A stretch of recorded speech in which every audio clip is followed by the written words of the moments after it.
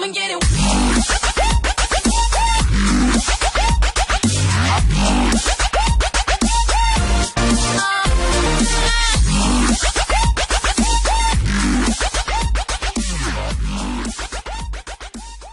Olá, eu sou o professor Danilo de Oliveira e nós vamos começar com mais uma videoaula de hoje. Na videoaula de hoje, que na verdade é uma continuação de outra videoaula anterior, nós vamos falar sobre o período regencial, mais precisamente sobre a regência una e sobre os movimentos, as revoltas que aconteceram nesse período no Brasil. Tá? Então, antes de começar, eu tenho que lembrar para vocês que o período regencial é aquele período que vai, de quando Dom Pedro I ele abdica o trono para o seu filho, que viria a ser depois Dom Pedro II, só que o Dom Pedro II, ele tinha apenas 5 anos e não poderia assumir o trono. Então, de 1830 até 1840, eu tenho o chamado período regencial, ok? Então, nesse período regencial, eu vou ter o Brasil sendo governado por pessoas chamadas regentes, que governariam até que Dom Pedro fosse maior, com 18 anos de idade, conforme mandava a Constituição, ok? Então, inicialmente, nós tivemos no Brasil uma regência trina, que nós vimos na aula anterior, e depois a regência trina virou regência una, ou seja, com a figura de apenas uma única pessoa comandando a regência. Nessa regência una, primeiramente, vai destacar o famoso Feijó, Diogo de Feijó, que vai ali administrar sua regência de 1835 até 1837. Durante o governo do Feijó, eu vou ter revoltas importantes, como a cabanagem e o início da Revolução Farroupilha lá no Rio Grande do Sul. Daqui a pouco nós vamos falar melhor sobre cada uma dessas revoltas que aconteceram, tá? Mas assim, de modo geral, o Feijó ele não teve muita habilidade política para administrar os diferentes interesses e os jogos de poderes que haviam no Brasil daquela época. Tá? Então, conforme eu destaquei aqui no texto dos slides para vocês, os conservadores acusavam eles de incompetente, e os companheiros, que teoricamente eram menos conservadores, o chamavam de autoritário.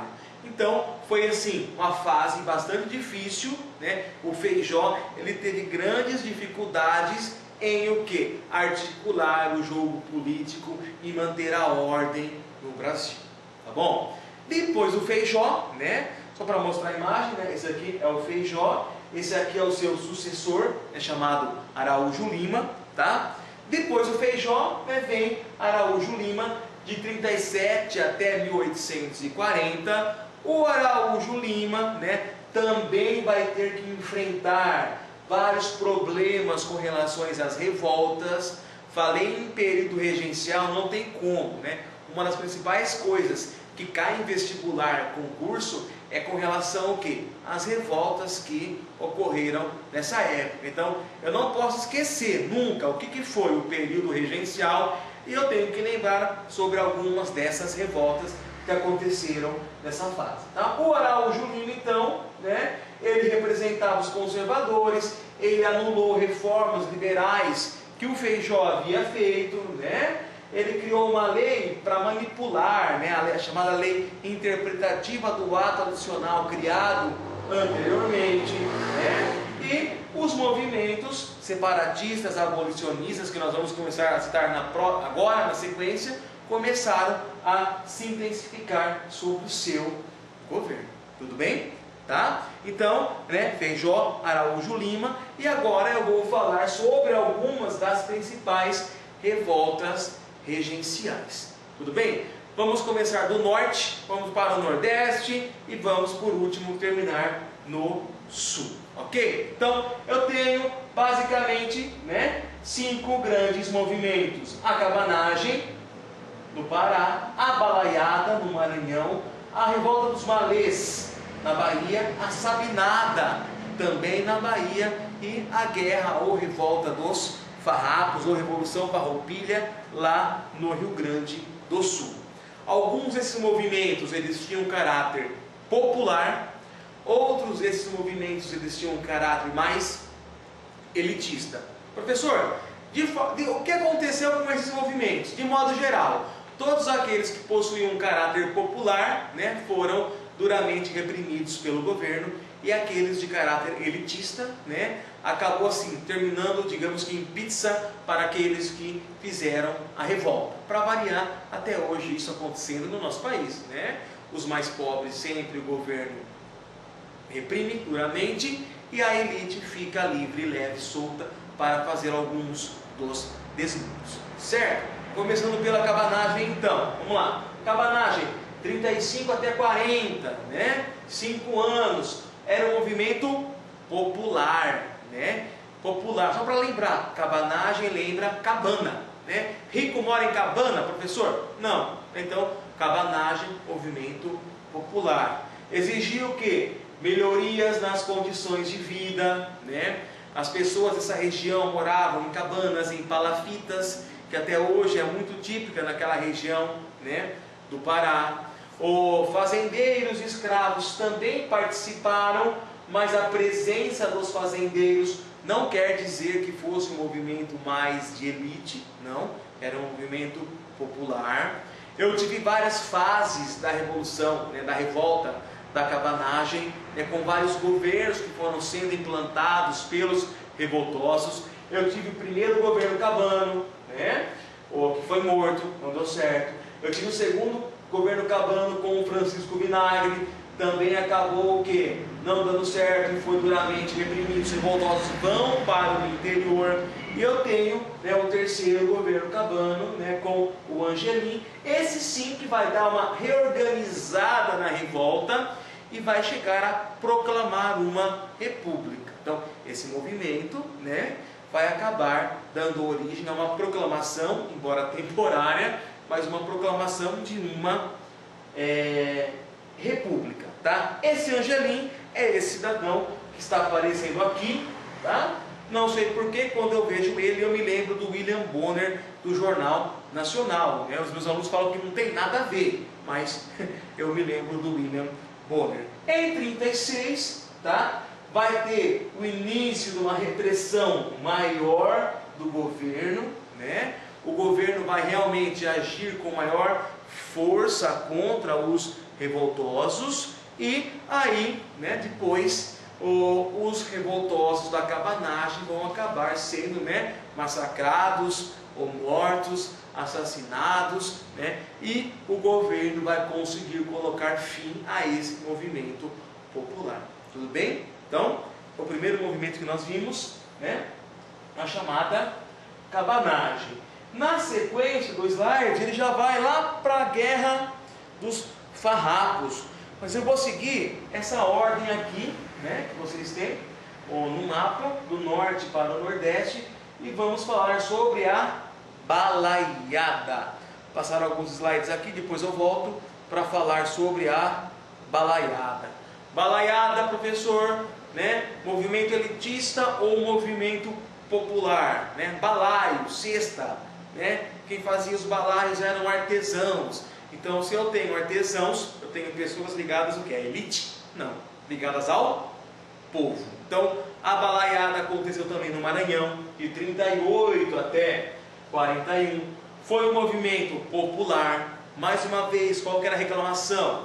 A condição de vida difícil, a miséria que o povo brasileiro vivia nessa época do período regencial, tá? De 1830 a 1840. Então, as pessoas criticavam, né, a miséria, criticavam o abuso contra os escravos, né? Ou várias pessoas ligadas ao povo participaram como artesãos, como vaqueiros, né? E aí vai ter o destaque para um dos líderes chamado Raimundo Gomes, o chamado cara preta, né? Então, esse movimento da balaiada foi um movimento popular. Em 1839, esse movimento popular começou também da mesma forma como que aconteceu lá, né, com a cabanagem, começou a ser o quê? Reprimido, né? Reprimido, né?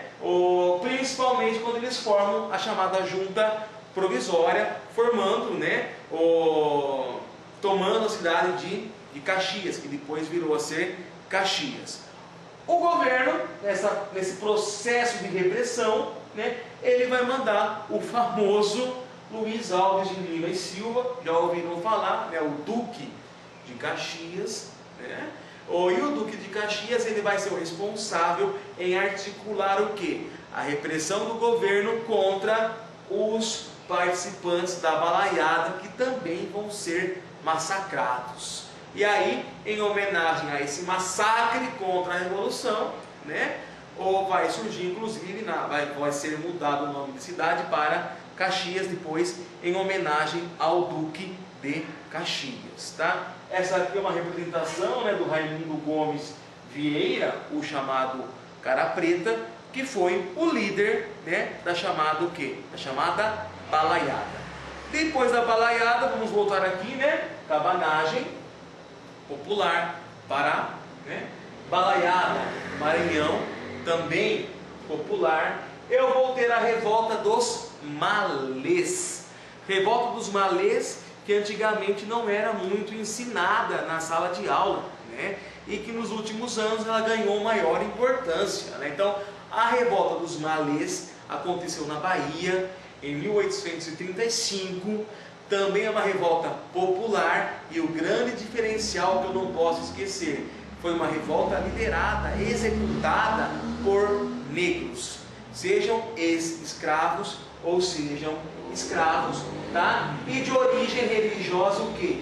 Muçulmana, daí o nome malês. Tá? Então isso eu não posso esquecer. Revolta dos malês, uma revolta liderada pela população negra, de escravos, ex-escravos, lógico, né? Eles não queriam mudar a religião, eles defendiam o que? A sua crença, né, islâmica, em Alá, em Maomé. Eles evidentemente seguiam o Alcorão, tá? E com as outras revoltas, né, esse movimento também acabou sendo o quê? Duramente reprimido, né, pelo governo brasileiro, pelo governo regencial. Tá bom? Então, para lembrar, nós vimos lá primeiro a cabanagem, depois a balaiada, a revolta dos malês, e agora também na Bahia eu vou ver o que? A chamada Sabinada. Sabinada, que vai de 37 até 38. Esse movimento vai ser popular ou vai ser elitista, professor? Esse fica meio que no meio termo, tá bom? Então, o nome Sabinada vem em homenagem ao Francisco Sabino, né, que foi um dos líderes da Revolução. Ele era médico. Então, percebam que na Sabinada eu já vou ter uma participação maior, o quê? De pessoas que não eram pobres, né? Ó, classe média urbana, jornalistas, profissionais liberais, intelectuais, né? Então, peraí, professor, será que vai ser massacrado então assim o movimento, né? Vamos ver o que vai acontecer depois no final, tudo bem? O que o pessoal da Sabinada defendia, tá? Desejavam maior autonomia em relação ao governo regencial, tá? Os militares também participaram da Sabinada, exigindo melhorias no soldo, né, no salário deles, queriam uma melhoria disso, tudo bem? Eles chegaram a proclamar o quê? Tomaram Salvador e proclamaram a chamada República Baiense, né? Que existiria até quando? Até a maioridade de Dom Pedro, depois deixaria de existir, tá? Então, eles tinham algumas ideias assim, um pouco mais elitistas, né? Menos preocupados, digamos assim, com as questões da população mais realmente pobre, né? Que morava na Bahia, tá? Apesar de não ser um movimento popular, né? Ele também acabou sendo reprimido pelo governo de forma violenta, tá? E tanto é que em menos de um ano ali, o movimento ele foi extinto.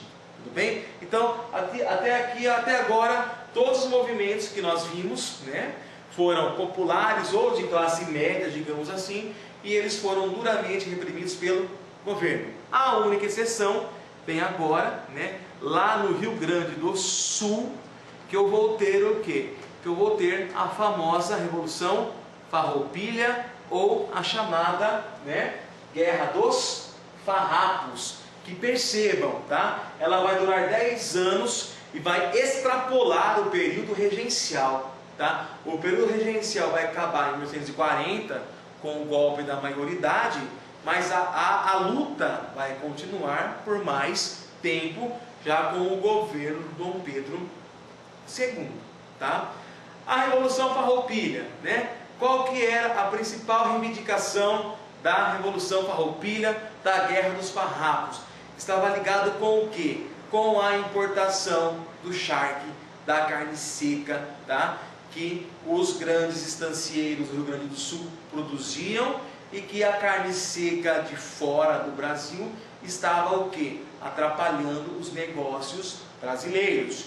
Então os produtores, né, os fazendeiros, perdão, os criadores de gado, eles queriam que o governo criasse taxas que fossem favoráveis ao charque do Rio Grande do Sul, tá? Então os fazendeiros de gado, né, e os grandes comerciantes de charque foram os responsáveis pela Revolução Farroupilha, pela Guerra dos Farrapos. Então foi um movimento elitista. Dos 5 que nós vimos até agora, né, com esse, o quinto, né, esse foi o único movimento realmente elitista que vai acontecer lá no Rio Grande do Sul, tá bom? Só para lembrar, tá? Farroupilha ou farrapos, né, era um termo que eles usavam, aqui está errado, perdão, ó, pejorativamente, faltou um E, tá? Era um termo que eles usavam para designar a oposição gaúcha, uma questão política. Não quer dizer que os revoltosos eles viviam maltrapilhos, com roupas esfarrapadas, guerra dos farrapos, tá? Então, só para ilustrar e acabar com essa visão que muitas vezes é transmitida na sala de aula até os dias de hoje. Então, os principais motivos que fizeram a revolta, a guerra dos farrapos, era o quê? Desejo de autonomia em relação ao governo central, né, ao governo regencial, desejo de redução do preço do sal para a produção de charque, lógico, né? O principal produto que faz a carne seca é o sal. Então eles queriam que o governo subsidiasse para que o preço caísse, né, e eles pudessem ter maiores lucros e maior competitividade com o charque, principalmente do Uruguai, ok? E o fim dos impostos para importação e exportação e aumento dos impostos para o charque externo, tá bom? Em 1835, o governo vai nomear um novo governador para a província do Rio Grande do Sul, mas o pessoal do Rio Grande do Sul não vai aceitar esse interventor, tá? E é aí que vai surgir o quê? A famosa figura de Bento Gonçalves. Tem dois nomes, quando eu falo em Revolução Farroupilha, né, sempre tem dois nomes que ganham grande destaque. Eu tenho de um lado, né, o Bento Gonçalves, e do outro lado o italiano que veio, né, da Itália para o Brasil nessa época, chamado o quê? Giuseppe Garibaldi. Esses foram os dois grandes representantes, os dois grandes líderes, né, da Guerra dos Farrapos. Então, Bento Gonçalves vai fazer o que, professor? Toma o governo em Porto Alegre, proclama a República Rio-Grandense. Percebam nessa época aí, né, que os vários movimentos eles tinham como ideal de sistema político que a República, né? Proclamaram República lá na Bahia, proclamaram repúblicas, né? Então a monarquia já estava sendo bastante criticada. Então o Bento Gonçalves ele proclama a República Rio-Grandense, tá? Tomando a cidade de Porto Alegre. Só que não dá certo porque, lógico, o governo regencial vai o quê? Vai fazer uma forte, uma dura repressão. Nesse contexto, nesse tumulto todo, né, vai aparecer quem? Vai aparecer, né, em 37, chegando da Itália, o nosso famoso amigo Giuseppe Garibaldi, que já tinha experiências em protestos, em levantes, né, lá na Itália. Então ele vai somar, ele vai se unir, né, vai somar forças aos esforços dos revoltosos da Guerra dos dos farrapos. Então, o Garibaldi vai iniciar apoio ao movimento, né? Vai ser um braço importante nas lutas, né, pelos direitos dos farrapos, né? Ele vai conhecer a famosa Anitta, sua futura esposa e companheira de luta, né? O Garibaldi vai ser responsável por aumentar o processo de revolta. Então a revolução, a Guerra dos Farrapos, vai sair do Rio Grande do Sul e vai se expandir também para Santa Catarina, e aí ele vai formar uma nova república, né, chamada República Juliana, tá? Mas, evidentemente, né, não é fácil, as lutas continuam. Em 1840 vai ter o golpe da maioridade. O governo não consegue encerrar a confusão, não consegue, nem com o Duque de Caxias, né? Não consegue sufocar os revoltosos, e no final de tudo, né, o governo brasileiro faz o quê? Faz um tratado, um acordo de paz com os revoltosos. Ou seja, essa é praticamente a única revolta nesse período que não vai ser massacrada. Que os revoltosos vão conseguir o quê? Algumas conquistas, alguns direitos, né? Então, vai terminar a revolta farroupilha 10 anos depois do seu início com, de certa forma, vitória, né, dos farroupilhas. Por quê? O que eles vão conquistar? Primeiro, anistia. Todos que lutaram vão ser perdoados pelo governo, não vão ser presos, tá? Direito de eleger o presidente da província, ou seja, eles próprios, né, no sul, que vão escolher quem que vai conduzir, representar a província, lá no Rio Grande do Sul e Santa Catarina. O imposto de 25%, né, subiu o imposto sobre a carne seca do Uruguai. Foi uma conquista que eles tiveram, tá? Incorporação dos soldados rebeldes, né, com as mesmas patentes, ou seja, quem havia lutado do lado dos farrapos, além de não ser preso, né, pôde o quê? Ingressar no Exército Nacional. Foi uma conquista importante que eles tiveram, tá? Incorporação dos soldados rebeldes com a mesma patente, né, e devolução das terras confiscadas. Então todas as terras que foram confiscadas pelo governo durante esse período, durante a revolta, elas foram devolvidas ao pessoal da Guerra dos Farrapos. Nessa imagem aqui eu tenho, né, o Bento Gonçalves deste lado e aqui o nosso famoso Giuseppe Garibaldi. Ok, pessoal? Tudo bem? Foi uma videoaula bem rápida, para mim bem rápida, porque eu falo muito, né?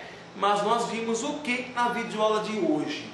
Sobre as regências unas, sobre o Feijó e o Araújo Lima, né? O que eles fizeram de mais importantes e principalmente o que? As principais revoltas que ocorreram no período regencial, com destaque para o que? A cabanagem, a balaiada, a revolta dos malês, a sabinada e a guerra dos farrapos. Tudo bem? Se alguém tiver alguma dúvida, pode mandar um e-mail, prof.danilodoliveira@gmail.com. Eu vou responder para vocês com o maior carinho, com a maior satisfação, tá? Só para lembrar, essa é uma videoaula que eu faço para os meus alunos assistirem, reverem o conteúdo visto em sala de aula, mas como eu sempre digo, a internet é livre, se servir para você também, então bom proveito, tá bom? Então muito obrigado pela atenção e até a nossa próxima videoaula, se Deus quiser. Um grande abraço. Tchau, tchau.